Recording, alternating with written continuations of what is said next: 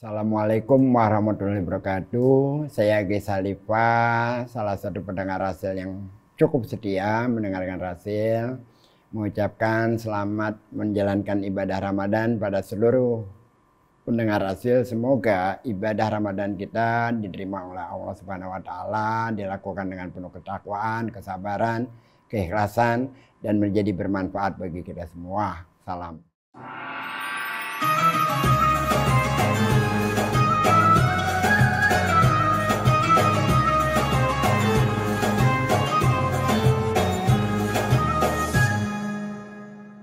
Bismillahirrahmanirrahim. Assalamualaikum warahmatullahi wabarakatuh.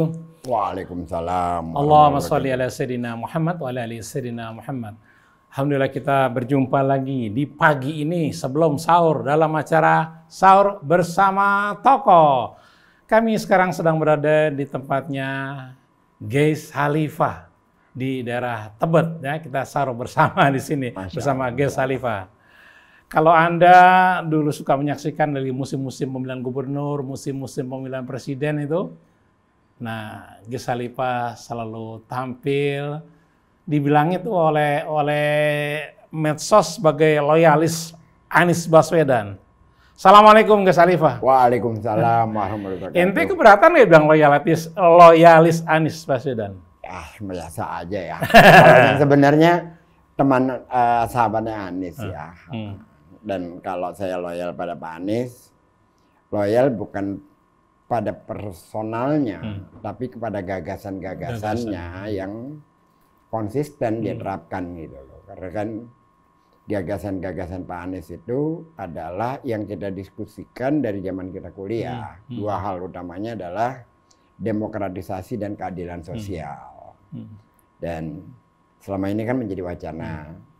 Dan boleh saya nyatakan secara eksplisit, sepanjang ada seorang pejabat di Jakarta yang dua hal itu diterapkan sepanjang jabatannya selama 5 tahun, itu satu-satunya Pak Anies. Dua hal apa tuh yang? Keadilan sosial dan demokratisasi. Masya Allah, keadilan sosial dan demokratisasi. Dan keadilan sosial itu menjadi value setiap setiap kebijakannya kan.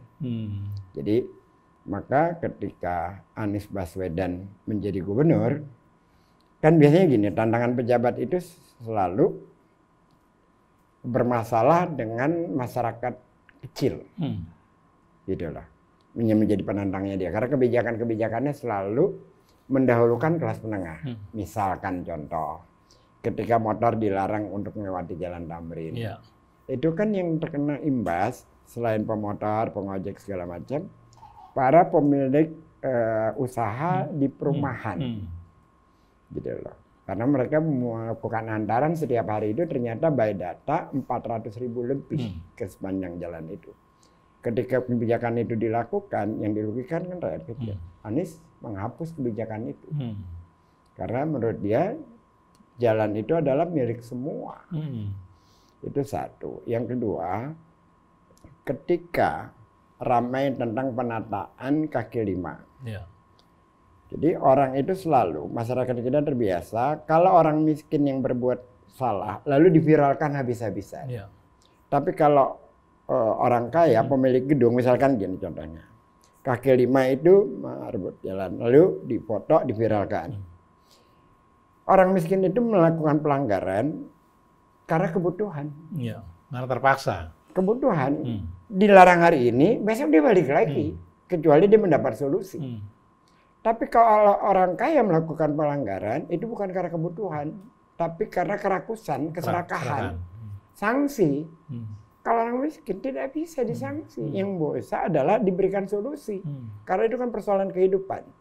Nah, ketika Anies menjadi gubernur, kebijakannya itu langsung dia menyangkut kepada persoalan bawah lebih dulu. Oleh karena itu dia tidak mendapatkan hantaman keras dari kalangan masyarakat bawah yang di Jakarta itu ada 70% lebih. Jadi dia memberikan kosakatanya gini, membesarkan yang kecil tanpa mengecilkan yang besar. Nah, mungkin karena itulah saya mengamati, memberikan pencerahan, lalu dikatakan loyalis. Ya nggak apa-apa juga, walaupun saya lebih kepada kesesuaian ide sebenarnya. Kesesuaian ide ya.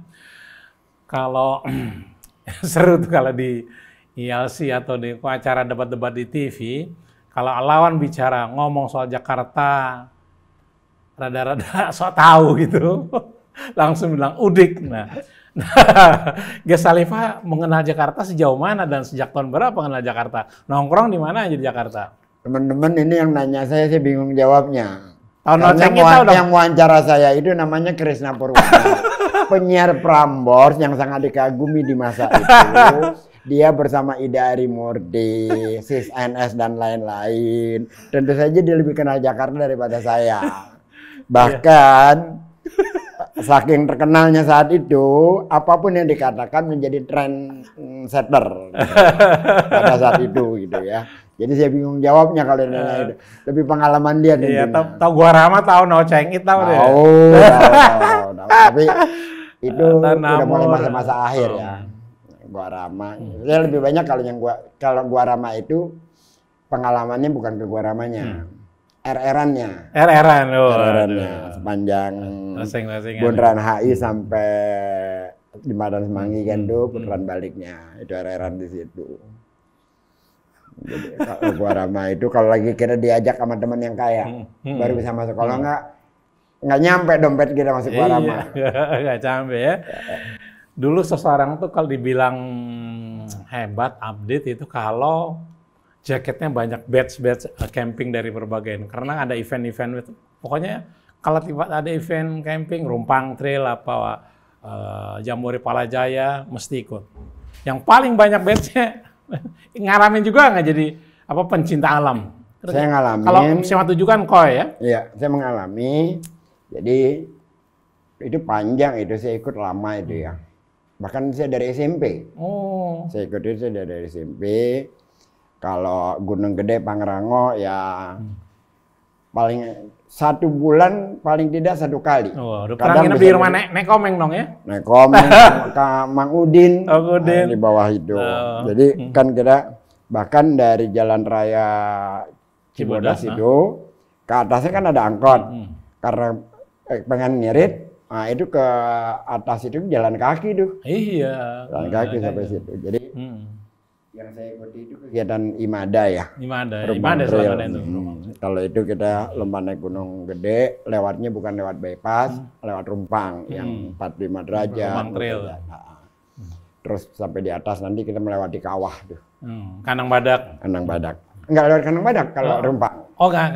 Saya agak hafal tuh jalurnya kalau lewat bypass itu pertama dari Taman Cibodas. Ciberem juga nggak lewat ya?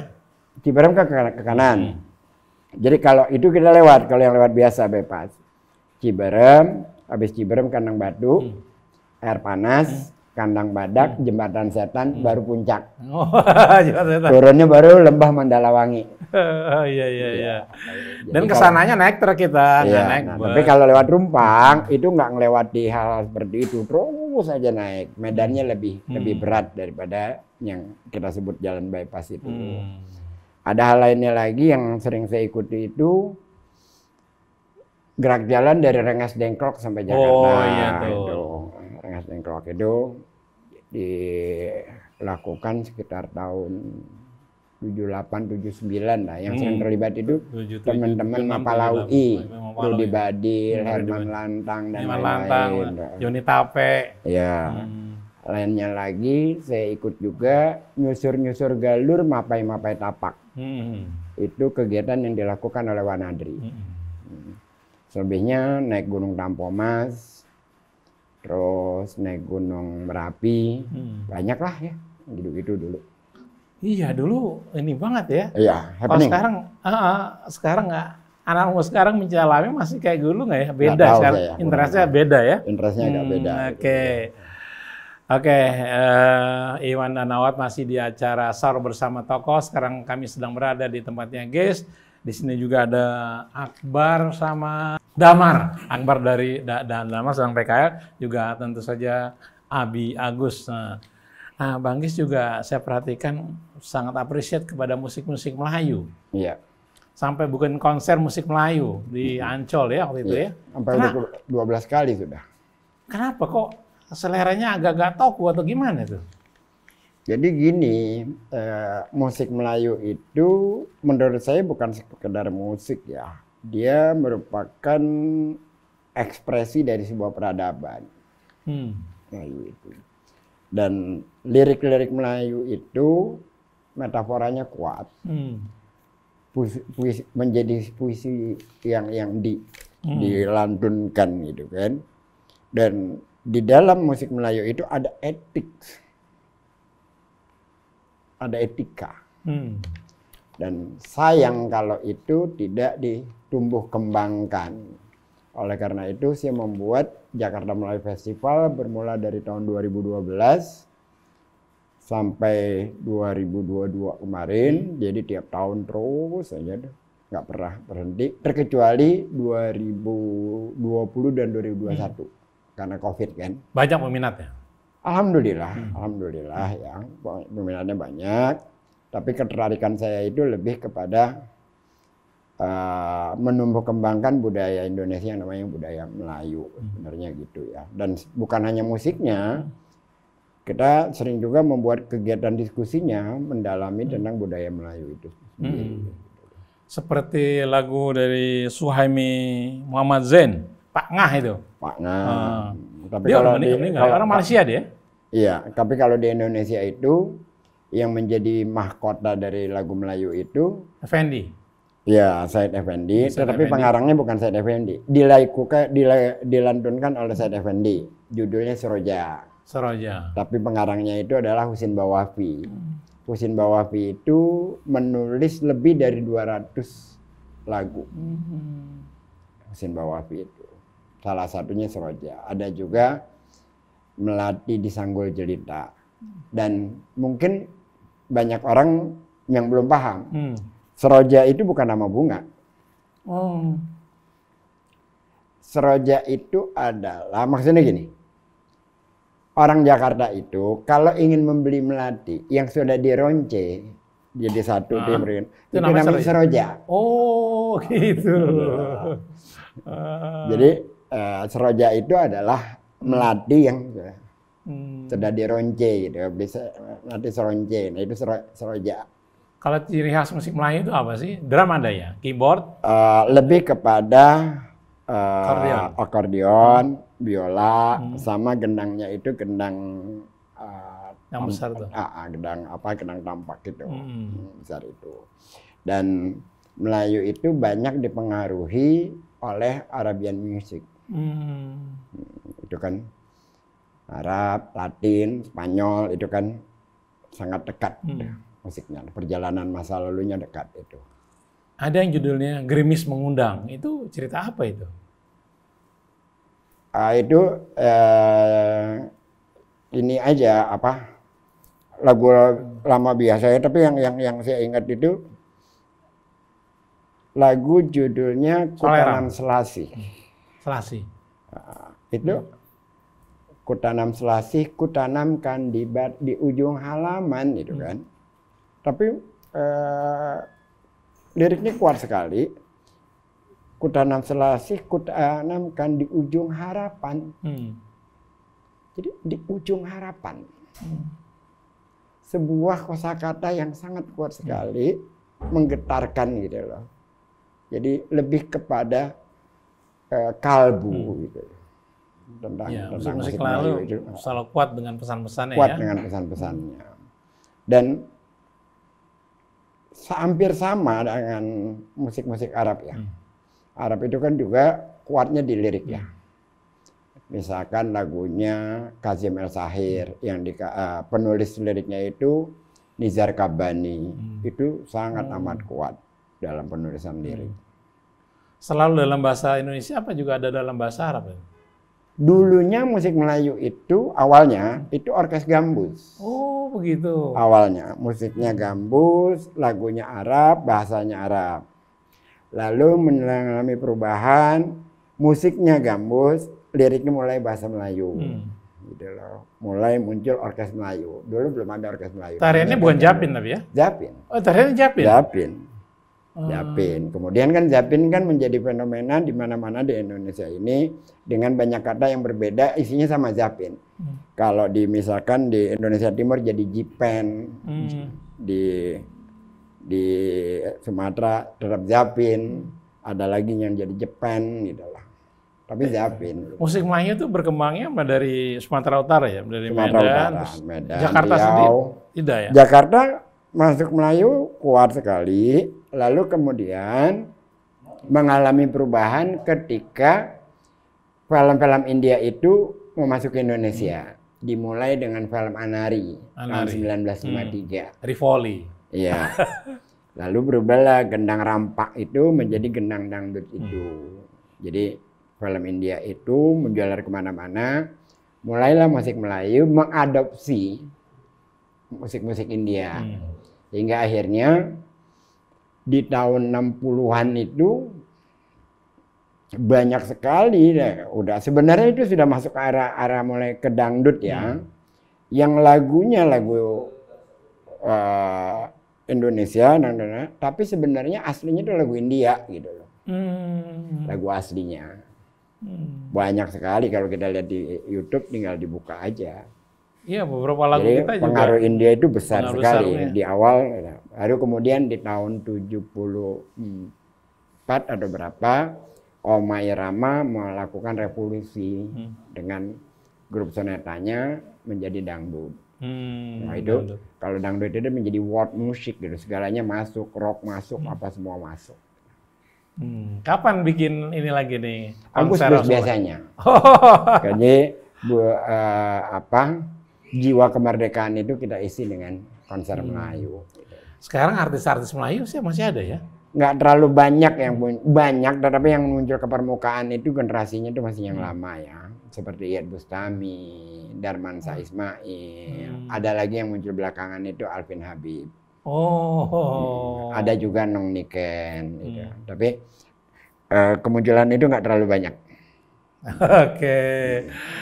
Ya, Iwan Danawat, Amigas ini multi minat ya, mulai dari masalah politik, lagu, juga Amigas ini di pendidikan juga ada ya, sibuk ya, di Yayasan Rahmatan Lil Alamin ya. Yayasan Rahmatan Lil Alamin, ada sekolah SD Insan Mandiri, dari SMP-nya di dekat Rasil di Cibubur. Insan Mandiri. Itu konsep pendidikan yang ditawarkan oleh GAS dan teman-teman apa ini? Ya sebenarnya kurikulumnya sama ya, kurikulumnya dengan sama, tapi lebih kepada pendalaman agamanya relatif kuat, lalu pendalaman bahasanya kuat, bahkan guru bahasa Arab itu kita lulusannya itu lulusan Pakistan. Lalu yang guru bahasa Inggris juga itu. Dan kenapa SD Insan Mandiri itu bisa 3 periode ranking pertama berturut-turut di Jakarta? Itu akreditasinya kan 5 tahun sekali. Dan jadi 15 tahun gitu tuh menjadi ranking pertama. Yang pertama kita rapikan adalah persoalan guru. Jadi guru itu kan biasanya gini, guru mengajar di sekolah yang bagus, tapi anaknya kececeran di mana-mana, tidak bisa sekolah di tempat yang bagus. Nah guru itu, anaknya itu sekolah di tempat kita gratis. Jadi persoalan anak dia udah selesai. Lalu ketika dia mengambil S2, kita berikan beasiswa. Agar terupgrade pendidikannya itu. Dan alhamdulillah dengan cara itu, konsentrasi guru menjadi fokus dan pendidikan anak menjadi lebih baik, dan tagline-nya juga bagus, sekolah para juara dan sayang teman. Oh, sayang teman. Kenapa ada kata-kata sayang teman nih?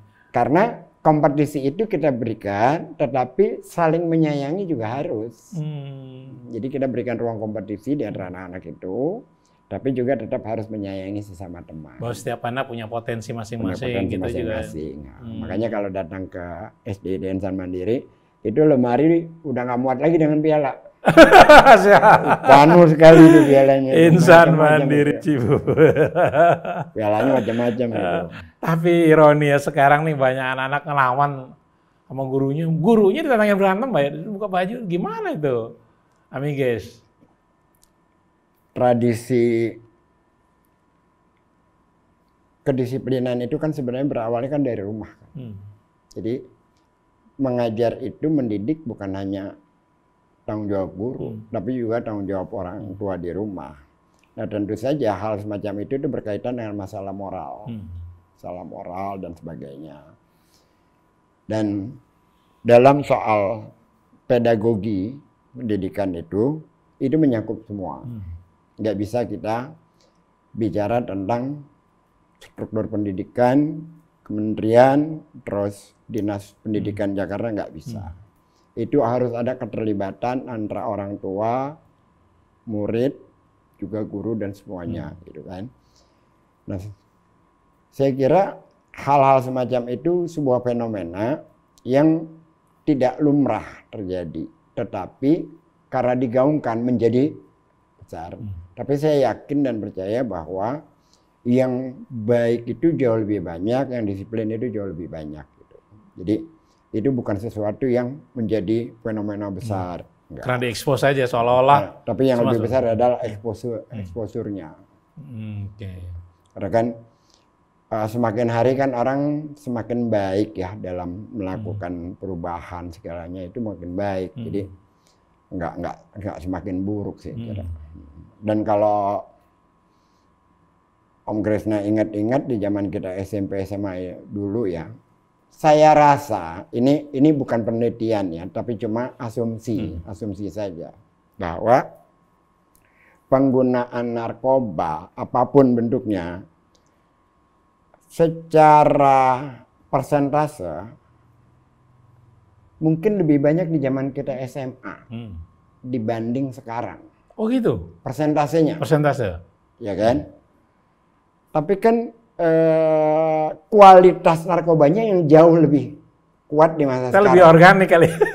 Ya kalau dulu kan gele itu kan hampir kita temui di sudut-sudut kantin gitu lah.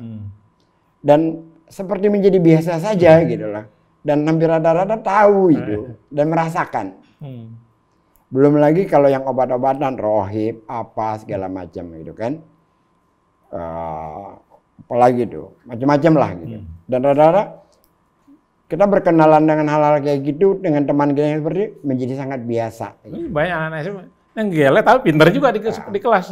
Tetapi kalau sekarang pengawasannya jauh lebih tinggi. Bahkan sekolah anak saya itu dia bangun sekolah, toiletnya itu di tengah.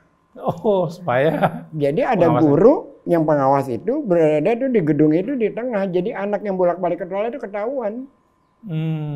Apa saja gitu loh. Sampai seperti itu rancangannya dan tingkat hukumannya kan juga jauh lebih tinggi ya. Dan mungkin jadi kalau secara persentase di sekolah saya kira lebih besar di zaman kita dulu. Karena kan dulu nggak terlalu inilah soalnya. Tapi secara kualitas itu jauh lebih dahsyat sekarang. Kualitas barangnya itu sabula apalah itu daya rusaknya jauh lebih tinggi yang sekarang ini. Dan dulu belum ada LGBT. Itu ada penyakit lain lagi. Dulu sudah ada, tetapi tidak marak seperti sekarang. Itu menakutkan sekali itu. Kita dulu orang tua kita itu cuma khawatir kita itu mabuk, zina, judi gitu. Kalau sekarang kita nambah lagi kekhawatiran kita. Itu LGBT itu. Punya teman sesama cowok aja deg-degan sekarang. Makanya anak saya itu setelah panjang dia SMP SMA mau berteman sama siapa aja silahkan. Mau bawa teman 5-10 orang ke rumah silahkan. Nginep di rumah sediain tempatnya. Tapi tidak ada satu malam pun mereka boleh nginep di rumah temannya. Oh, kalau nginep di rumah sendiri boleh? Di rumah. Oh gitu. Jadi kalau itu langsung saya bisa awasin kan. Kalau udah di luar itu serem saya itu. Ada yang saya ngakak dari Amiges ini ketika Amiges dikritik masalah ngerokok. Siapa? Saya tidak narkoba, saya tidak gele, saya tidak minum alkohol, tidak judi. Satu doang dosa saya ngerokok. Itu sebenarnya gini. Saya ngakak banget. Sebenarnya gini, itu pembelaan saja. Yang saya lakukan tidak benar. Jadi teman-teman, saya harus jujur katakan bahwa tidak ada, menurut saya logika, saya bukan ahli agama ya. Saya jarang sekali bicara agama secara detail, jarang gitu. Tapi kalau saya ditanya, rokok itu haram atau makruh? Saya katakan haram. Tidak ada celah sedikit pun yang bisa kita katakan rokok itu makruh. Nggak bisa. Merugikan diri sendiri, mubazir. Jadi secara elemen ada di situ. Udah pasti haram. Bahwa saya tetap melakukannya itu lain soal. Jadi tiru. Jadi itu lain soal gitu. Tapi soal hukum kita harus tegas, harus jujur. Nggak bisa dengan hukum karena kita menggunakannya, lalu hukumnya yang kita rubah-rubah. Nggak bisa. Kalau ditanya pendapat saya, rokok itu haram apa makruh? Haram. Kalau ditanya ke saya, bahwa kenapa Anda merokok? Ya gue belum bisa berhenti. Jujur aja gitu lah. Lain soal gitu loh. Soal hukum berbeda, soal yang saya lakukan berbeda. Tapi harus ada kejujuran dalam soal kayak gitu. Bahwa kemudian teman-teman kan kayak Iksan, Farid, Husin kan bawel sekali. Nah cara ngerasanya kayak gitu. Judi kagak, maksiat kagak, alkohol kagak. Ini doang, rokok doang dosa gue masa di. Dan itu hanya pembenaran aja yang tidak boleh ditiru sebenarnya. Amigas kalau ngomong-ngomong kalau di TV kan suka teman-teman dengan lawan bicara tuh di acara talk show ya. Itu kalau bubaran syuting gimana tuh? Rangkul-rangkul apa masih terus panjang tuh? Tergantung lawannya. Kalau misalkan dengan teman-teman yang punya argumen, memang berdebatnya itu tidak ingin menjatuhkan, tidak apa, ya setelah itu kita biasa aja gitu. Tapi kalau dia memang sudah dengan kegarangan, dengan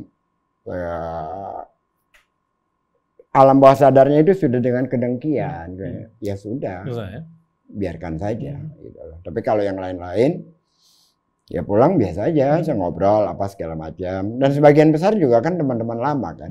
Cuma beda pendapat dikit beda pendapat aja gitu. Tapi kalau yang memang sudah dengki, ya sudah dia datang dengan kedengkian, pulang dengan luka karena jatuh dengan segala argumennya, dan tambah lagi dengan kemarahannya. Ya, bawa sendiri, itu resiko yang harus dihadapi kan. Oke, apa namanya? Itu di acara talk show di TV maupun di radio yang bertemakan kritik kepada pemerintah kan luar biasa tuh. Banyak sekali, ribuan ya. Tapi itu pengaruhnya ada nggak sih terhadap pemerintah? Kayaknya adem-adem aja. Biasa-biasa. Gimana pengaruh kritik-kritik di acara talk show terhadap pemerintah menurut Amigas? Gak ada pengaruhnya ya, karena pemerintahnya itu bebal. Pemerintahnya bebal. Dan dia menggunakan cara-cara yang sangat tidak terhormat, membayar para buzzer, membayar para influencer untuk menjadi pembenaran setiap tindakan mereka. Jadi pengaruh langsungnya kepada kebijakan nggak ada. Walaupun jejak digitalnya itu ditampilkan bahwa dia pernah ngomong gini, ternyata tidak mempermalukan mereka ya. Bebal gimana? Kalau dalam kosakata yang saya tampilkan adalah agak kasar ya, otak dikit. Otak dikit. Ya karena gimana ya? Kan kalau kita ingin melakukan kebijakan, misalkan gini. Ketika waktu mulai melakukan revisi Undang-Undang KPK.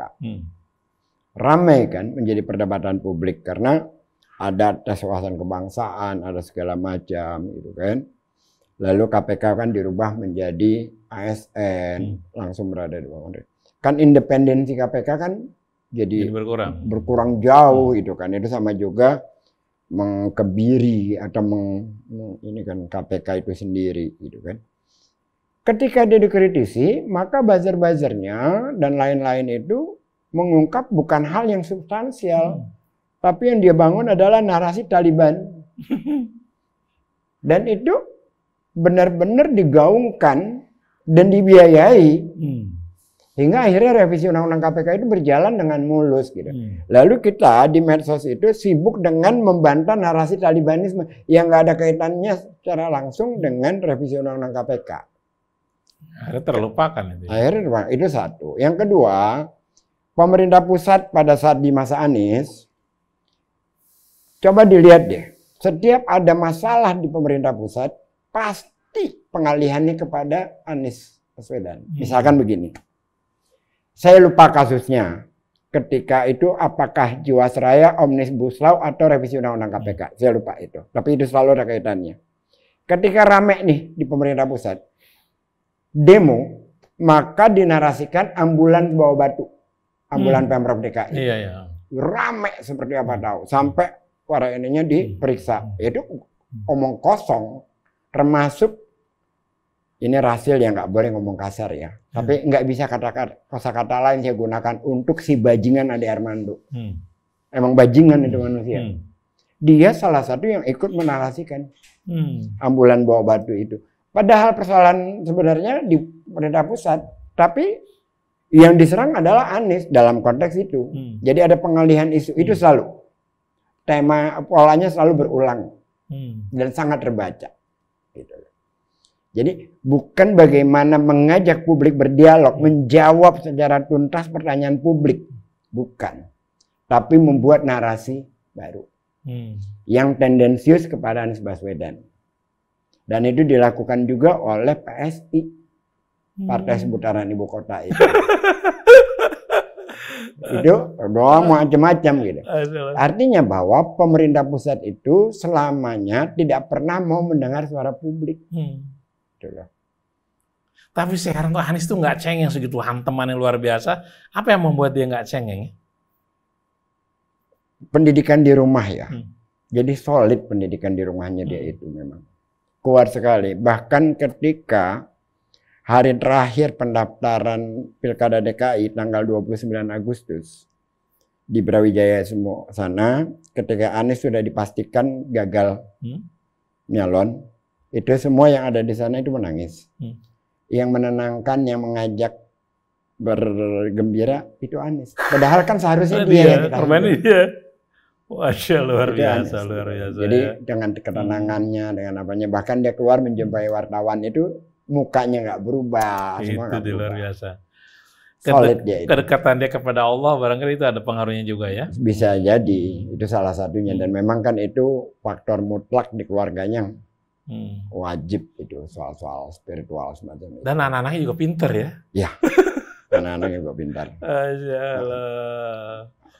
Oke, Amigas kan pernah menjadi komisaris utama Ancol ya. Komisaris saja, bukan komisaris pembangunan PT Pembangunan Jaya Ancol.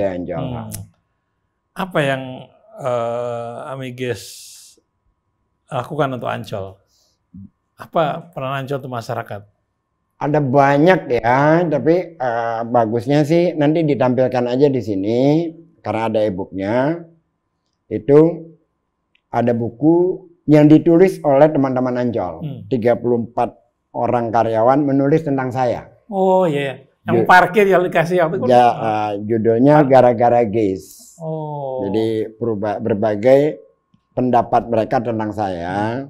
Jadi dari aspek pertemanan antara atasan dengan bawahan, dari aspek inovasi macam-macam gitu kan. Ini salah satu pada saat saya di Ancol, pada saat perpisahan saya mengundurkan diri, mereka memberikan saya hadiah ini. Jadi yang pertama waktu saya masuk Ancol itu, saya katakan kepada Pak Paul waktu itu direktur utamanya. Pak Paul, tagline-nya Ancol itu Taman Impian Jaya Ancol. Kasih tahu saya dong sebelah mana Taman Impian. Lalu Pak Paul agak terperanjat dengan pertanyaan saya itu kan. Dia pikir saya nyinyir, saya tidak nyinyir. Saya sedang tidak merasa orang yang dari luar sok tahu dan pengaruhnya enggak. Jadi menurut Pak Gis bagaimana? Begini Pak Paul, Saya sama sekali tidak mengkhawatirkan PIK. Waktu itu kan PIK 1 lagi dibangun tuh. Reklamasi yang sudah jadi ya, bukan yang kalau yang enggak, yang belum dibangun kan di stop sama sekali sama Pak Anies ya. Saya nggak mengkhawatirkan PIK. Yang saya khawatirkan adalah Pemprov DKI. Kenapa? Dia bilang begini. Pemprov DKI itu punya dana pada saat itu 80 triliun lebih. Lalu gubernur yang sekarang pada saat itu ya, Anies Baswedan, suka atau tidak suka, setuju atau tidak setuju, dia adalah gubernur yang imajinatif. Hingga jembatan penyeberangan orang menjadi destinasi wisata. Dari Makassar, dari Palembang, dari Sumbar, dari mana-mana datang hanya untuk berfoto. Ya, betul. Lalu yang pada saat itu yang sedang digarap Sudirman Tamrin hampir jadi dengan trotoar shelter busway yang luar biasa lebar, itu menjadi destinasi wisata. Di depan kita ada JIS yang lagi dibangun, saya bilang. Dan itu nanti juga di atasnya itu orang bisa jalan pagi di atas JIS itu, di decknya itu. Lalu kalau seperti itu, Ancol tidak melakukan perubahan, yang mau masuk Ancol siapa dengan membayar 25.000? Jangankan Sudirman Tamrin, Jalan Satrio dan lain-lain, Senen yang nerakanya Jakarta. Senen kan nerakanya Jakarta. Yang ada si buzzer udik namanya Rudi Valinka, sekarang jadi staf khususnya Menteri Kominfo itu, diangkat itu di buzzer Jokowi. Menyatakan macam-macam tentang pendapat saya tentang Jakarta. Jangan sok tahu tentang Jakarta sama gua. Siapapun paham di Jakarta itu pakai sepatu Adidas, masuk Senen, pulang itu nyeker. Karena kan tukang palaknya kayak apa tahu sih itu kan. Nah, tahu Sinsya Store nggak tahu nggak? Iya. Nah, Senen itu dibangun oleh Anies hingga rapi menjadi destinasi Senen. Yang cuman sayangnya waktu itu kita sedang mencari pemilik dari bioskop Keramat tuh, bioskop Grand. Supaya bisa diambil alih untuk dijadikan taman di situ. Itu kan jadinya keren tuh karena kan tuh masih kumuh tuh. Posternya kan film-film seru tuh. Iya. Nah, perubahan di Ancol kalau tidak dilakukan perubahan segera, maka akhirnya Pak Pol minta saya kita carilah arsitek taman yang keren yang ada, akhirnya dapat, berubahlah menjadi Symphony of the Sea di Ancol itu. Yang sekarang kalau masuk Ancol Timur ada air mancur di tengahnya, lalu pedestriannya itu jadi 30 meter sepanjang Ancol Timur sana. Yang kedua ada restoran Nyiur, itu bapuk sekali dari zaman dulu, kita bongkar, kita rubah, dari tadinya omsetnya per bulan 300 juta. Karena yang makan di situ hanya yang nginap. Menjadi 1,7. Masya Allah. Itu gagasannya dari orang lokal. Jadi saya ngobrol aja dengan teman-teman itu gitu kan. Saya yakin bahwa restoran ini bisa menarik pengunjung dari luar, bukan hanya yang karena nginap di Putri Duyung. Lalu ada lagi yang lain lagi, ada taman di belakang Ecovention itu, bukan taman sebenarnya, semak ya. Kurang lebih ada 300 meteran, ya kan ada lantai pekerja itu di bawah gitu kan ya. Menurut saya tidak nyaman karena gedung itu tadinya gedung yang bukan buat kantor, gedung konser biasa dipaksakan untuk jadi kantor karena dipindahkan gedung Ancol yang di depan itu ke dalam. Lalu akhirnya saya tanya kepada direksi keuangan, ada nggak dana untuk kita rapiin taman ini supaya karyawan bisa kerja di sini, di ruang terbuka gitu. Ada Pak Ges, ada pendanaan waktu itu buat gudang nggak jadi gitu. Udah dibuatlah taman di situ dengan bangku-bangku yang dibuat dari marmer, bukan marmer ya sebenarnya, apa sih, batu dari daerah mana tapi dibentuk gitu ya. Lalu dibikin wifi, taman dirapiin, hingga karyawan yang di lantai bawah puluhan orang itu kalau makan siang sekarang di situ. Nah, yang terakhir adalah salah satunya lagi, ada banyak yang lain, Masjid Apung Ancol. Jadi sudah rampung berarti? Hampir. Jadi sedang dalam proses pekerjaan. Nah, Masjid Apung itu ceritanya itu jauh sekali dari persoalan masjid, cerita awalnya. Jadi ide dasarnya itu begini. Saya nonton kalau saya ingat itu saya nonton di Plaza Senayan. Judul film yang saya nonton saya lupa. Nah sebelum film dimulai kan ada tayangan iklan. Iya. Ada iklan, ada tayangan iklan. Salah satu iklan yang dipromosikan di situ adalah kulkas. Kulkas, mereknya merek Sharp. Lalu yang dipromosikan ke kita itu bukan durasi pemakaian yang lama, bukan efisiensi listrik, bukan harga yang murah. Tapi yang dipromosikan adalah sertifikat halal. Pulang nonton saya tidak ingat lagi cerita film itu. Pulang nonton karena otak kita terbiasa menganalisa, maka kita berpikir apa hubungannya antara kulkas dengan kehalalan. Kalau makanannya halal ya ini kulkas gitu kan. Halal, dia di mananya itu ya? Cuma saya berpikir ini sebuah produk yang bisa kita katakan multinational corporation. Yang produknya diimpor ke seluruh penjuru dunia. Bukan Indonesia ya? Bukan hanya Indonesia.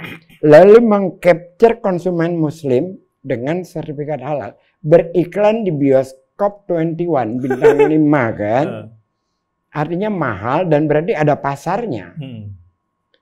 Mulai itu pikiran saya kemana-mana gitu. Oh iya ya, ketika fenomena 212 rame, itu hotel sepanjang Tamrin Sudirman sampai Selipi penuh. Bahkan orang ke Jakarta menyewa pesawat sendiri. Rame-rame itu. Ini artinya ada pasar muslim yang gemuk. Lalu orang ke Masjid Kuba Emas. Waktu itu belum ada tol lewat sana kan. Hingga Cinere tambah macet kan. Ke Masjid Kuba Emas itu yang di Masjid Dian atau apa namanya. Dian ya. Saya berpikir. Kalau di Ancol itu dibangun masjid apung, ini akan menambah pasar yang akan luar biasa.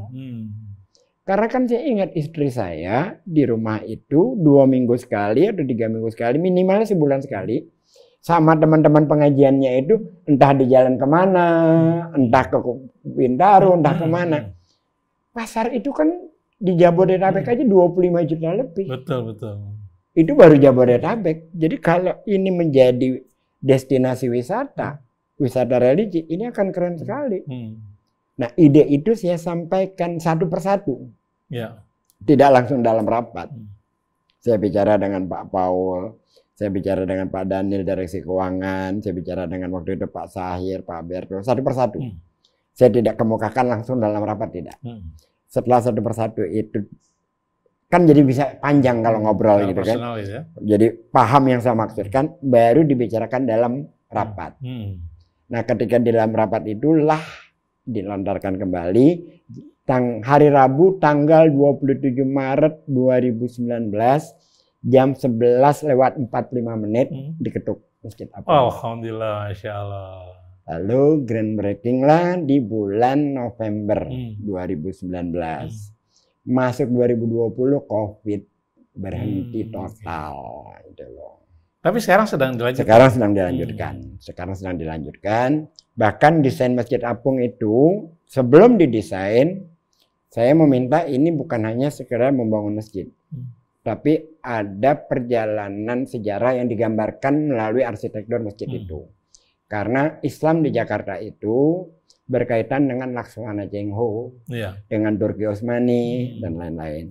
Maka sebelum itu dirancang oleh arsitek Andra Madin, saya meminta seorang budayawan, juga seorang yang memahami perjalanan sejarah Jakarta dan penulis yang bagus sekali, namanya Samsudin CH. Kita memanggilnya Bang Sam. Dia dulu jurnalis senior lah. Menulis panjang soal itu. Nah, panjang dia menulis dan bagus sekali narasinya. Tulisan itu yang kita berikan ke Pak Andra Madin. Oleh Andra Madin baru digambar lah. Jadi masjid itu ada semacam perahu layarnya. Karena Laksmana Cheng-ho itu kan datang dengan perahu layar. Lalu ada tiang-tiang yang berjumlah 19 menggambarkan 19 ayat di Al-Fatihah.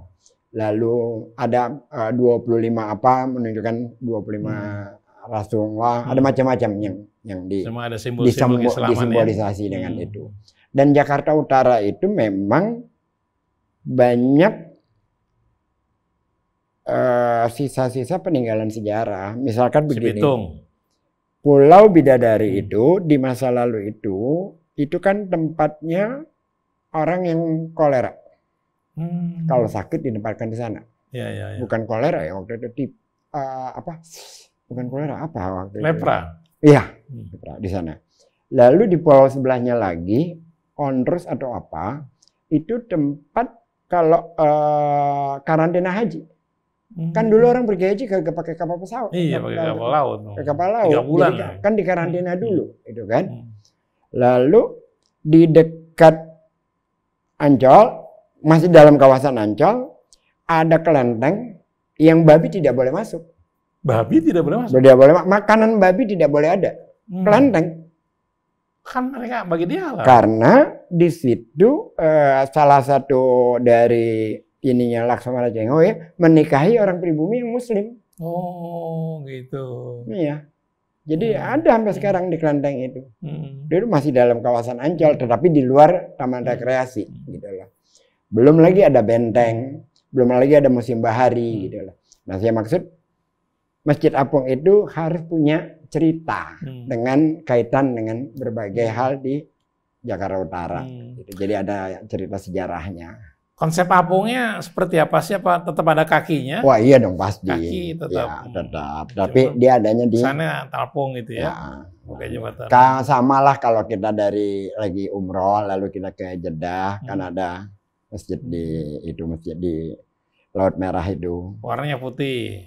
Warna kita belum tahu, lebih kepada natural ya. Wow, pasti penuh itu. Ya insya Allah mudah-mudahan, insya Allah mudah-mudahan. Beribadah tapi juga rekreasi itu. Iya. Kombinasi ini itu luar biasa itu. Dan ini masjid nggak pakai AC.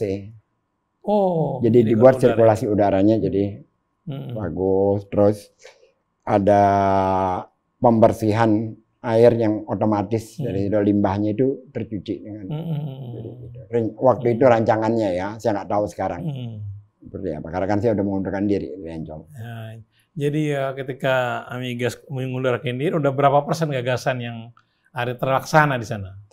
Hanya Masjid Apung aja yang waktu itu belum jalan. Kalau yang lain-lain udah jadi. Terus kalau ke sananya ke pasar seni belum jadi karena kan akhirnya kan Ancol itu mengalami kerugian besar. Karena COVID selama COVID itu kan Ancol ditutup.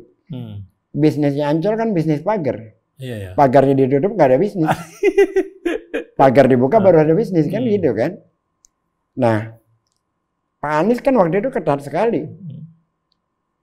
Seluruh mal di Jakarta, seluruh tempat rekreasi di Jakarta tutup. Dan tadinya kita pikir hanya 2 minggu, nggak adanya berbulan-bulan. Lalu Ancol ketika boleh dibuka, dibatasi. Hanya 10.000 orang. Orang tua tidak boleh, anak kecil tidak boleh. Siapa yang masuk? Remaja. Oh iya kan waktu itu kan ada batasan itu kan. Lah orang kan pergi ke Ancol kan rekreasi keluarga.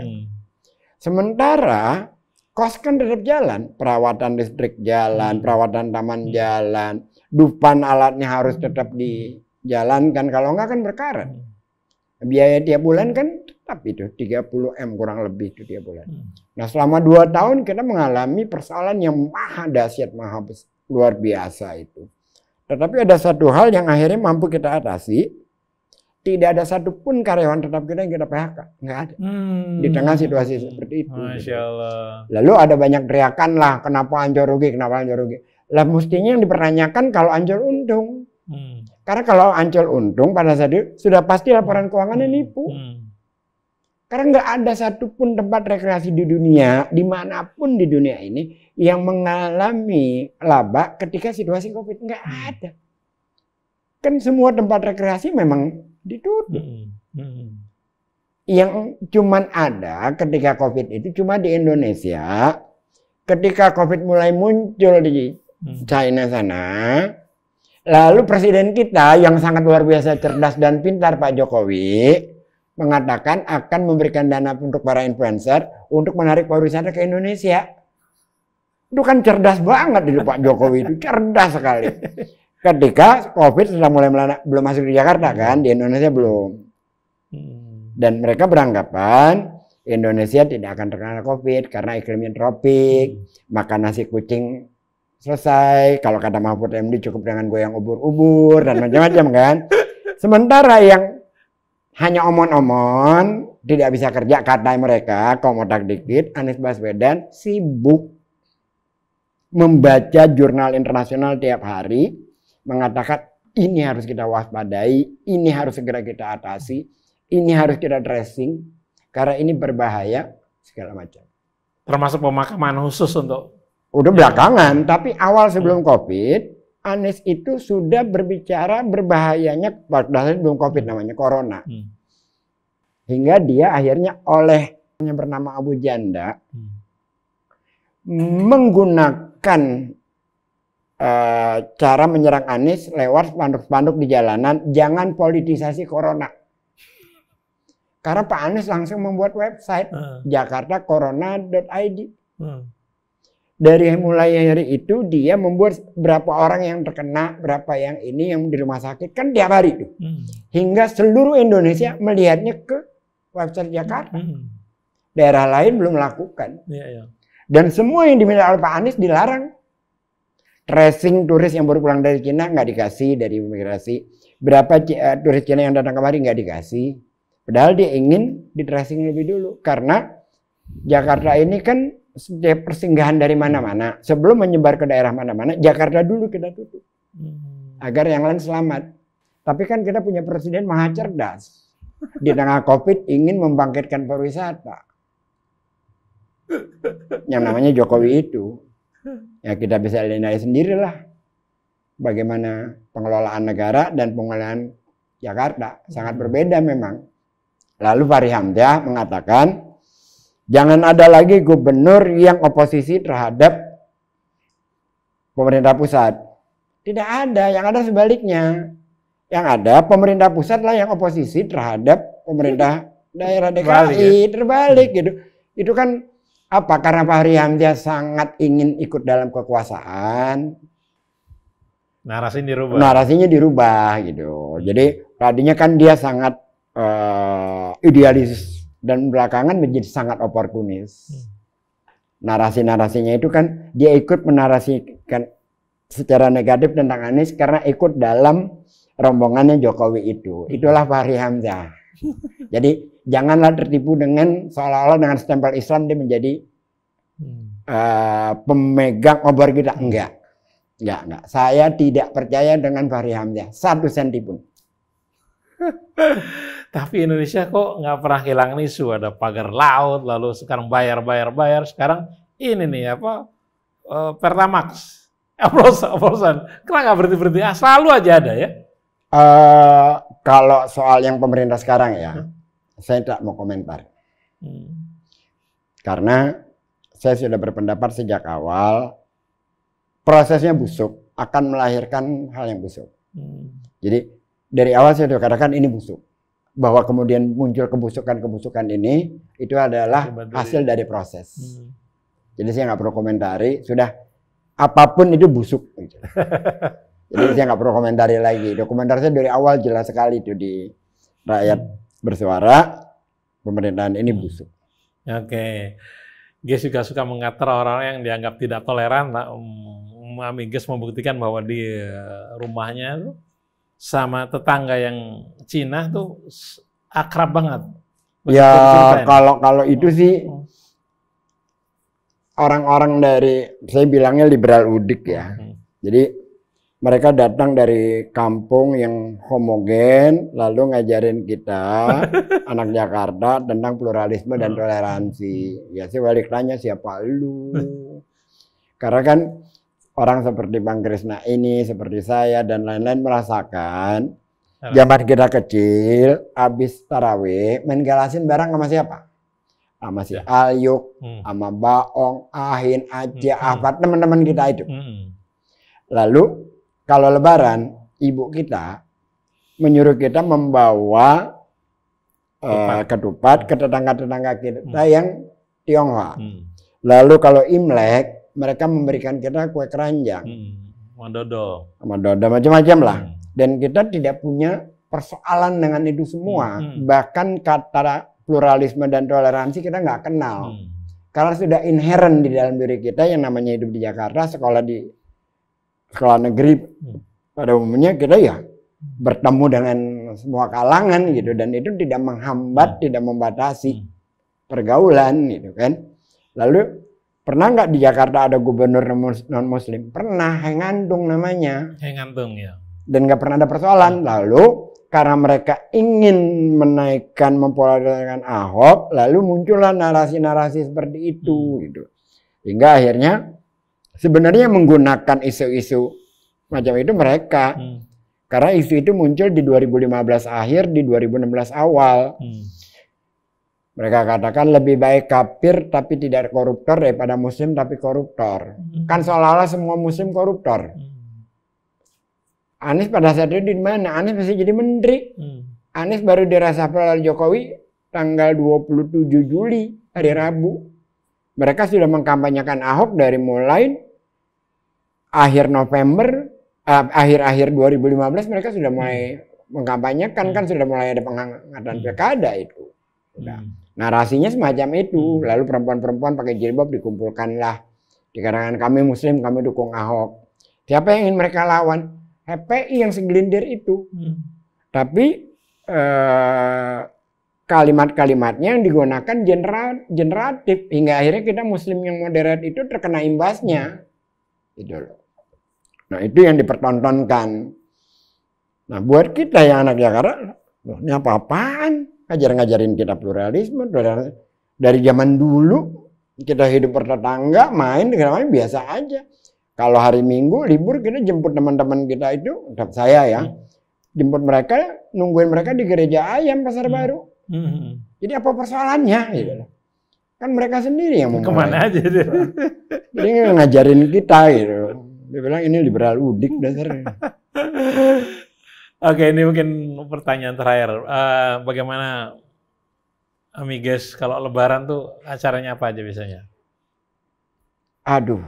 Ini pertanyaan yang sangat menyedihkan, Lebaran itu. Jadi buat teman-teman ya yang masih punya ibu, nikmatilah dengan sangat amat. Karena ketika dia nggak ada, Lebaran itu menjadi sangat berbeda, hampa. Jadi suasananya itu tidak sehangat dulu. Jadi kalau ditanya tentang Lebaran itu, ya saya bisa katakan ya Lebaran, sebatas Lebaran gitu. Puasa selesai sudah. Tapi beda ketika masih ada ibu ya. Sangat beda, sangat beda. Jadi ya kita nikmati aja, saya berkunjung ke rumah keluarga, lain-lain sebatas itu. Tapi kalau kehangatannya itu, supaya ini juga menjadi pembelajaran teman-teman lain yang masih memiliki ibu, nikmatilah. Karena itu nggak akan didapatkan dan akan jauh sekali rasanya ketika yang namanya ibu itu nggak ada. Masya Allah. Oke. Anda yang masih punya ibu, teruslah sayang-sayangin dekat-dekat lah, jangan sampai jauh-jauh, jangan sampai menyakiti hati ibu. Amigas, sepertinya obrolan kita cukup sini dulu ya. Oke, ini saya Muhammad Krisna, Abi Agus, sama Akbar, Damar, juga Algi, Yusuf Subangkit, Pak Amin, dan semuanya, kru Rasil. Terima kasih ya, Amigas. Sama-sama. Sahurnya. Terima kasih sudah datang. Terima kasih. Wabillahi taufiq wal hidayah. Wassalamualaikum warahmatullahi wabarakatuh. Waalaikumsalam warahmatullahi wabarakatuh.